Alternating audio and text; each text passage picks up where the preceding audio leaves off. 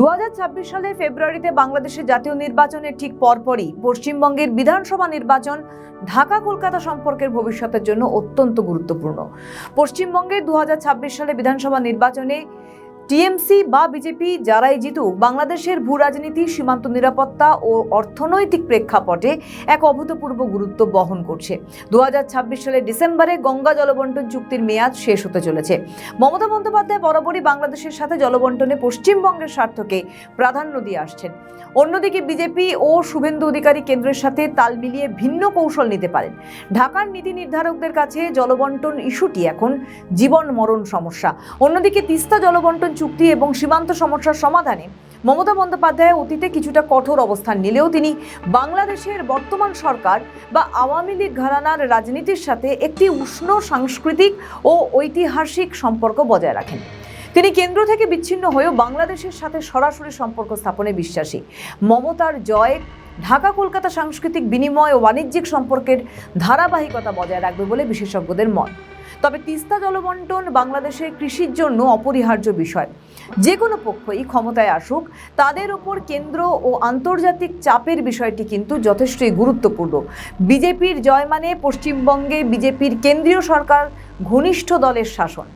BJP প্রায় অনুপ্রবেশ এবং বৃহত্তর বাংলাদেশ তত্ত্বকে রাজনৈতিক ঢাল হিসেবে ব্যবহার করেছে। তবে বিজেপি জিতলে তিস্তা সমস্যার দীর্ঘমেয়াদী, টেকসই ও কেন্দ্র নিয়ন্ত্রিত সমাধান আসার সম্ভাবনা তৈরি হতে পারে, যা ঢাকার জন্য একটি বড় প্রাপ্তি হতে পারে বলে বিশেষজ্ঞদের মত। অন্যদিকে বিজেপি জয়ী হলে সীমান্তে বিএসএফ এর কড়াকড়ি এবং অভিবাসন নীতি আরও কঠোর হতে পারে, যা বাংলাদেশের সীমান্ত জেলাগুলোর অর্থনীতি ও স্থিতিশীলতায় প্রভাব ফেলবে বলেও মত বিশ্লেষকদের।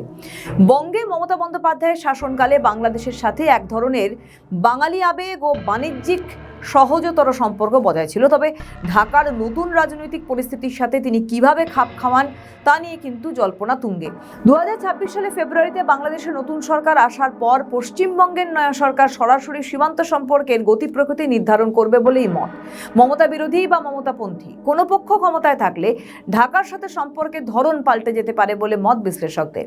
মমতা বন্দ্যোপাধ্যায় জিতলে বাংলাদেশের জন্য এক ধরনের স্থিতাবস্থা বজায় থাকবে বলে মনে করা হচ্ছে।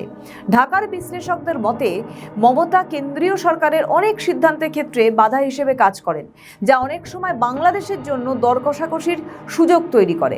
তবে তিস্তা চুক্তির ক্ষেত্রে তার কঠোর অবস্থান বাংলাদেশের জন্য অতীতে বাধা হয়ে দাঁড়িয়েছিল। অন্যদিকে শুভেন্দু অধিকারী ও বিজেপির জয় হলে ভারত বাংলাদেশ সম্পর্কের কেন্দ্রীয় নিয়ন্ত্রক হবে দিল্লি। এর ফলে দীর্ঘদিনের অমীমাংসিত অনেক চুক্তি দ্রুত কার্যকর হওয়ার সম্ভাবনা থাকলেও এনআরসি এবং নাগরিকত্ব ইস্যু নিয়ে সীমান্তে উত্তেজনা বাড়ার আশঙ্কা রয়েছে। শুভেন্দু প্রায়ই বাংলাদেশের কট্টরপন্থী দলগুলোর উত্থানকে পশ্চিমবঙ্গের জন্য হুমকি হিসেবে প্রচার করছেন, যা দুদেশের সাধারণ মানুষের সম্পর্কে ফাটল ধরাতে পারে। যদিও বিশ্লেষকদের মতে বাংলাদেশের 2026 সালের নির্বাচনের পর ঢাকা এখন দিল্লির সাথে নতুন করে ভারসাম্য বজায় রাখতে চাইছে, অর্থাৎ তারেক রহমান সরকারের কিন্তু এটাই নীতি। পশ্চিমবঙ্গের নির্বাচনে মমতা বন্দ্যোপাধ্যায়ের ইমেজ বনাম শুভেন্দু অধিকারীর কঠোর সীমান্ত নীতির লড়াই সরাসরি বাংলাদেশের আভ্যন্তরীণ রাজনীতি ও অর্থনীতিতে প্রভাব ফেলতে পারে।